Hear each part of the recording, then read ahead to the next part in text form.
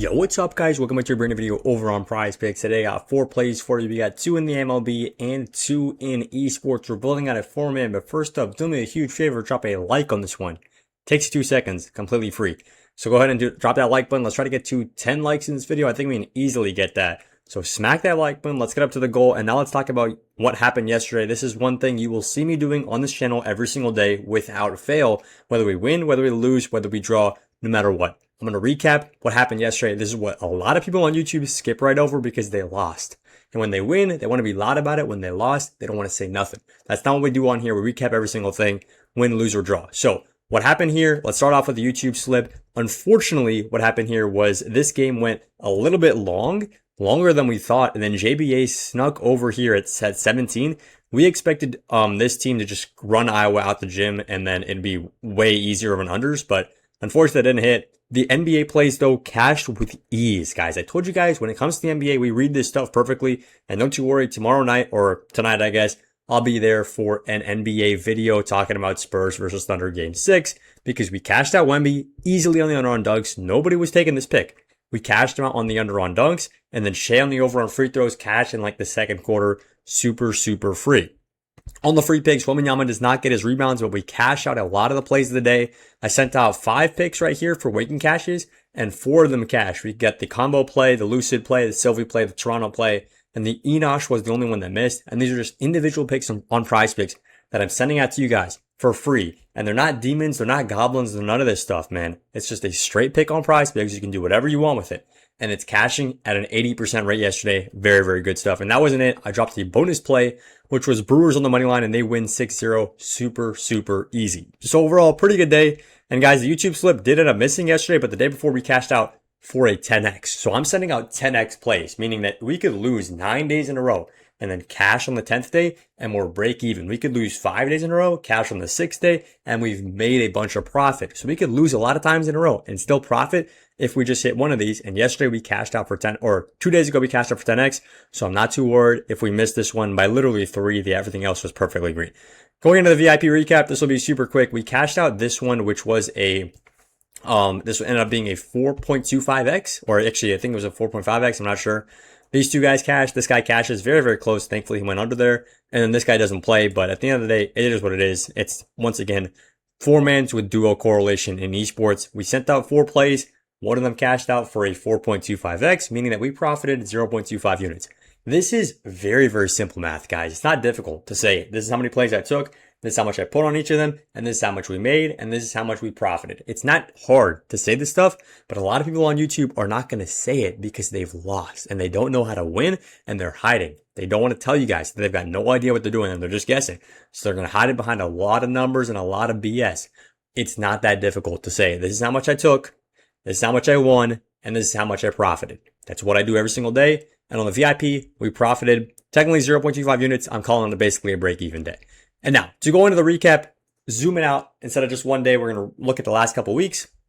Last week, we had an absolutely lovely week, one of the best weeks we've ever had on the VIP, profiting 48 units on PrizePicks alone. So that means if you put $10 on every single play, you were up nearly $500. If you put $20 on every single play, you were up nearly $1,000 on your PrizePicks account, just by tailing everything in the VIP. And this is third-party tracked on Pickit, so it's no BS, it's no AI. This is literally tracked on Pickit, just screenshots right off my Pickit app. Here, this week, it's only been a couple days. I mean, this is not the full week, it's not over yet. It's only been like 2 days. We're down 3.7 units. I mean, at the end of the day, it's pretty break even. It is what it is. Our wins are going to outweigh our losses. So that's all I got to say about that. Huge week last week. We're still way up from last week. And this week, we haven't gotten going too much. It's been Monday and Tuesday. And if you guys know anything about esports, or really mini sports in general, Monday and Tuesday is kind of the slower days. There's not many games going on. There's not much value. We've only taken 4 plays on each of these days. And that's a reason why we haven't been profiting a ridiculous amount. Now, let's get into these plays for today. Well, first up, make sure you guys are joining up in the Discord. It's free to join. I send a whole bunch of plays in here, and a lot of them green. I mean, there's just so much stuff here, and I'm sending out probably like 5 to 7 plays for free nowadays on the Discord. So make sure you guys are joining up in there. That's the first link in the comments. And this is what on the Wake and Cash recap, we cashed Sylvie, we cashed Lucid, we cashed the combo play, we cashed Toronto. Enosh was the only one that missed. And I'm going to drop a few more Wake and Cashes for tonight, for tomorrow night. We're just going to keep on doing this. Make sure you guys are locked in on the Discord so you don't miss out on any of those plays. It's free. Hit the link in the comment section. And now let's get into the first couple plays for the day. So we're going to talk about some Valorant plays, and then we're going to go ahead and talk about some MLB plays. But let's start off with you guys in Valorant. We're going over to Val, which is the Val tab right here. This is Valorant. It's a video game. We cook on video games, esports, the same thing. And we're going to start it off with John QT and Jonah P on the unders here, guys, at 26.5 and 26.5 kills. So the reason we like these guys on the under is because, number one, it is a correlated duo.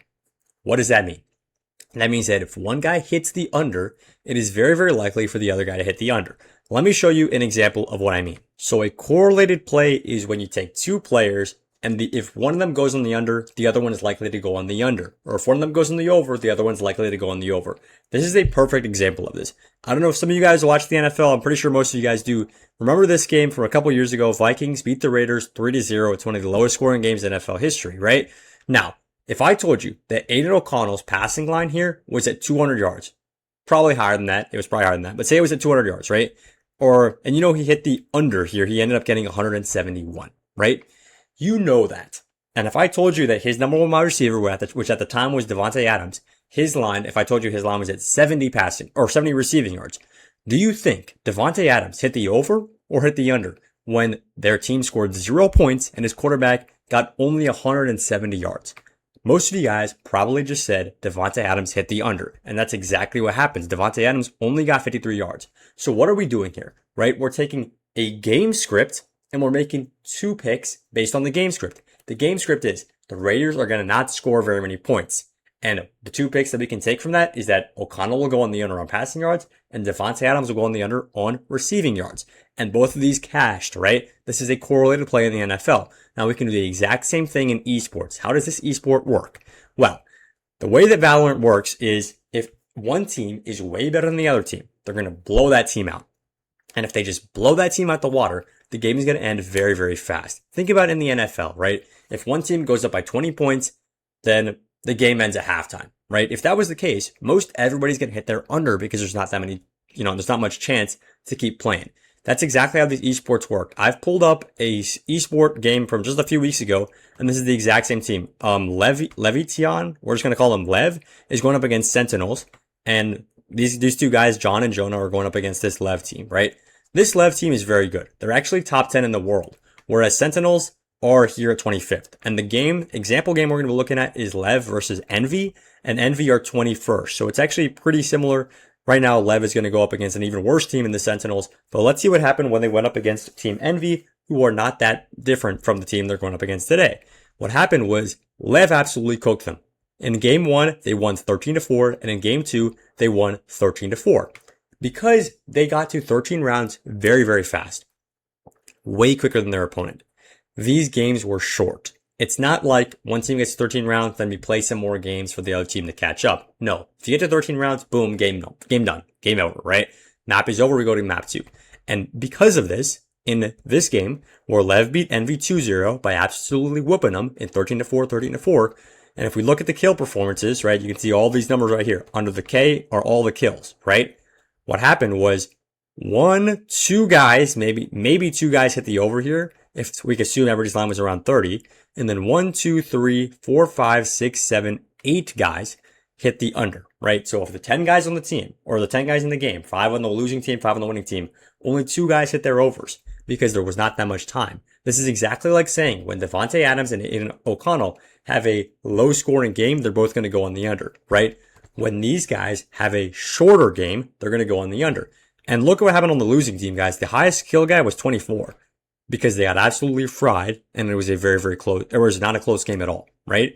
That's what I predict is going to happen today. Sentinels are a 25th ranked team. They're even worse than that Envy team who got cooked by Lev. And Lev are looking really good right now. I expect them to absolutely whoop Sentinels. And it's not just me who's saying this, guys. The books back it up too. If we look at this Lev versus Sentinels game, Lev is minus 300 to win. So what is all this telling me? All this is telling me that one team is favored to destroy the other team. And when one team is favored to destroy the other team, it'll be a shorter game. And because it's a shorter game, there's going to be less opportunities for kills. When there's less opportunities for kills, these guys are going to go on the under on kills, and they're going to go on the under together. Because if it's a shorter game, not only does John experience a shorter game, but Jonah also experiences a shorter game, and they're both going to push in the same direction, likely under together or over together. These are the strategies that make us a ridiculous amount of money on PrizePicks, and these are the strategies that I want to teach you guys so you guys can win too. So those are the first 2 picks. If that was a little long-winded or if that didn't make any sense, I'm sorry. Please drop a comment down below. I'll explain it. Ask in the Discord. I'll explain it in there too. Now let's get into the MLB picks today, and we're going to run it back with some more correlation here. Now you might go, how can you correlate an MLB, right? Can you give us an example of that? Yes, sir, I can. We're going to go over to this Yankees versus Royals game, and we're going to take in hits, runs, RBIs, Jazz on the over, and Rosario on the over here. Now, why do I like these 2 guys on the over? We can talk about their individual stats all you want. That's not what we're here for. We're talking about why they're a correlated duo in this one. Now, let's look at this. The Yankees had a very, very good game last night. They won 15-1. Now you might go, how is this correlated to taking guys over hits, runs, RBIs, right? When the Yankees win and they destroy 15, right? If they get a ton of runs, a lot of guys are going to hit their over on their hits, runs, RBIs, right? Grisham hit his over, Judge hit his over, this guy didn't play. Bellinger hit his over, this guy only got 1 at bat. Goldschmidt hit his over, Rice hit his over. Rosario homered twice, hit his over. Chisholm homered once, hit his over. Volpe homered, hit his over. Even Wells, the last guy, hit his over too, right? Basically, everyone in the Yankees hit their overs because they scored a crap ton of runs, right? And look what happened here. Chisholm and Rosario were next to each other in the batting order. And then these guys, this guy, they actually both homered. Like, it was not even close. They both smacked their lines. So, why is this correlated, right? Because if Chisholm is ahead of Rosario, Chisholm can get a hit, and then Rosario can get a hit, which would cause an RBI for him, which would cause a run for Chisholm. There's a lot that can go on right there, right? There's a lot that can go on right there. And it does end up being very, very profitable for these guys to go over together. And it's not just that one game, guys. Look at what happened in the last game, right? Chisholm and, where's Rosario? Rosario didn't play this one. But Chisholm was here, and say Volpe was near him. This Volpe hit his over, and Chisholm hit his over too, right? That's the exact same thing that we're doing. We're taking 2 guys near each other in the batting order to go in their over. And this guys can go in both ways too. Right here, they only won 0-2. It was a very low scoring game. And you can see almost everybody, not named Aaron Judge and Trent Grisham, hit their unders, right? Ben Rice hit his under, Bellinger hit his under, Goldschmidt hit his under, Chisholm hit his under, Caballero hit his under, McMahon and Wells, everybody hit their under because it was a low scoring game. When it's a lower scoring game, people are going to get less hits, runs, RBIs. It makes sense, right? It's very, very intuitive. And one thing we like doing is taking 2 guys who are close to each other in the batting order. So if this is going to be a high scoring game, we like this on the over. And you might go, bam, well, why do you think this one's going to be a high scoring game? Well, I'll tell you why. This is this is the projected highest scoring game right now in the MLB for today's slate. You can look at all the over-under totals for this. The over-under total that sticks out the most is this one right here. The over is at 9. And this one, and I guess the Seattle game too, are very, very projected to be very high scoring games with not that good pitchers and with a bunch of good hitters. So I like Chisholm and I like Rosario. And honestly, I like a lot of these guys on the Yankees to go on their over together on hits, runs, RBIs. And guys, let me stress this one last time.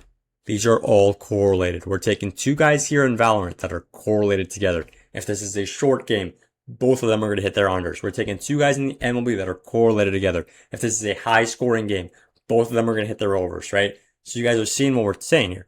Instead of this being a 4-man parlay with 4 different separate things we need to happen, right? Say WNBA, NBA, NHL, MLB. 4 things in 4 different cities at 4 different times. 4 random things need to happen together.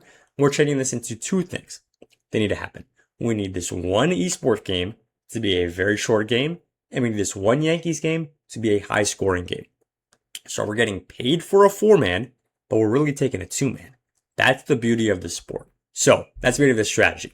So that's all I got here. Make sure you take this as a power play. Do not take this as a flex play. Flex plays suck on PrizePicks. With 3-mans and 4-mans, they're absolutely horrible mathematically. Take it as a power play. The reason PrizePicks is lowering the payout slightly is because they're noticing that we're doing some correlation, right? They understand a little bit of this strategy that we're using, but they honestly aren't limiting the payout enough. 9.75 is still ridiculously profitable for this. Go ahead and run it there. Now, this was probably my longest video in the last month or so because I tried to go tactically into every single pick. If you guys are still watching, first off, I appreciate you a ton. And please, please, please drop a comment. Let me know. Did this make sense? If it didn't make sense, drop a question. And if you guys are just here, I appreciate you watching the video, bro. That's all I got. Let's make some money on the MLB and on esports on Wednesday.